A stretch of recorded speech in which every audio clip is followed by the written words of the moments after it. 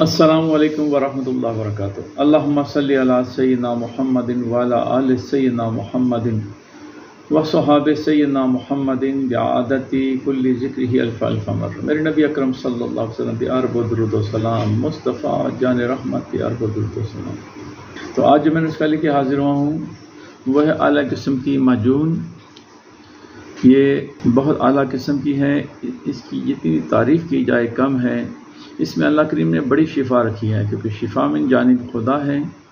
تو یہ سمن پیدا کرتی ہے اور یہ مادہ محلول کو گاڑھا کرتی ہے، پس سیل کو ختم کرتی ہے اور قوت باء پیدا کرتی ہے، اور ممسک اور قوت باء اور مقوی بھی ہے۔ اس کو کھائیں اور اللہ کی رحمت کے مزے لوٹیں۔ تو اس کو بنائیں، اب خود بھی کھائیں، اپنے پیشنٹ کو بھی دیں، اور جب اللہ کو شفا دے پیار پیارے آقا علیہ الصلوۃ والسلام پہ درود السلام کے تحفے بھیجیں اور اللہ کی بارگاہ میں شکرانے کے نفل ادا کریں۔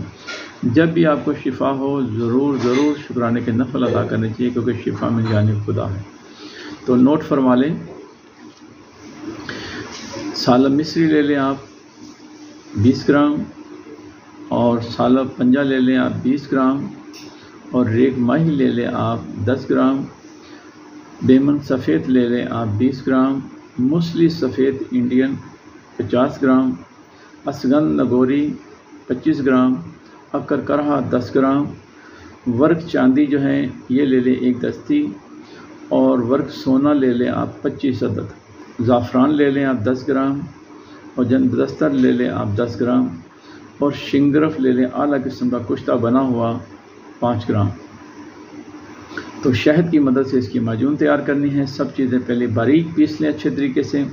جب بالکل باریک ہو جائیں اس کے بعد آپ نے اس کو کپڑ چھان کر لیں تاکہ اس میں سے کوئی کچرا وغیرہ جو نکل جائیں۔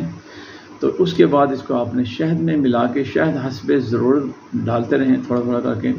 جب دیکھیں کہ محلول بن گیا ہے گاڑھا قسم کا، تو اس کے بعد اس کو آپ استعمال کر سکتے ہیں۔ شہد اپنی مرضی سے اس کو ڈال سکتے ہیں، زیادہ یا کم بھی ہو جائے تو کوئی مسئلہ نہیں ہے۔